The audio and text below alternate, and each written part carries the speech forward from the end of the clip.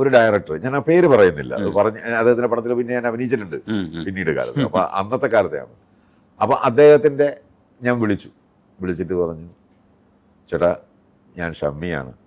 ആ എന്തുകൊണ്ടാ എന്നൊക്കെ പറഞ്ഞു. പുള്ളി ഭയങ്കര കാര്യമായിട്ടാണ് പുള്ളിക്ക് സംസാരിക്കുന്നത്. ഞാൻ പറഞ്ഞു, ചേട്ടാ പുതിയ പടം തുടങ്ങാൻ പോകുന്നത് കേട്ടോ. ആ അതെ, എനിക്കൊരു വേഷം തരുമോ എന്ന് ഞാൻ വളരെ കാര്യമായിട്ട് ചോദിച്ചു. അപ്പോൾ പുള്ളി കുറച്ചു നേരം മിണ്ടാതിരുന്നു.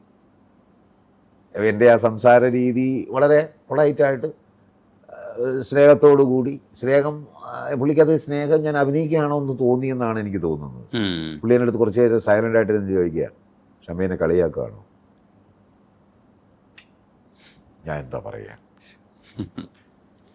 ഞാൻ പറഞ്ഞു, ഇല്ല ചേട്ടാ, ഞാൻ അല്ല, തിലകൻ ചേട്ടൻ്റെ മോനെ അങ്ങനെ എന്നെ വിളിച്ച് കളിയാക്കാനും മാത്രം ഷമ്മി വളർന്നു.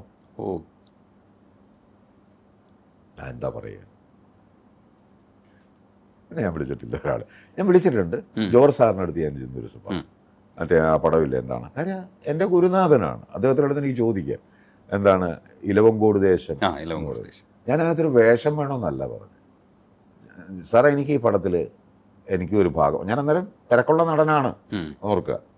സാറേ കവിതയിലിരുന്ന എറണാകുളത്തൊരു ഹോട്ടൽ, ഞാൻ ആ ഹോട്ടലിൽ വേറൊരു പടത്തിന് വേണ്ടി താമസിക്കുന്നു. അപ്പോൾ എൻ്റെ നേരെ ഓപ്പോസിറ്റ് റൂമിൽ സാറ് ഇരുന്ന് എഴുതിക്കൊണ്ടിരിക്കുക. അതിന് അപ്പോഴാണ് ഞങ്ങൾ കണ്ടിട്ട് ഞാൻ അകത്ത് കയറി ചെന്ന് സാറിനെ കണ്ടു കഴിഞ്ഞപ്പോഴത്തേക്ക്, സാറേ ഏത് പടം, ഇന്ന പോലെയാണ്, ഇലവങ്കോട് ദേശം, മമ്മൂട്ടിയാണ്, മറ്റേതാണ്, നിൻ്റെ അച്ഛനുണ്ട് എന്നൊക്കെയാണ് പറഞ്ഞു.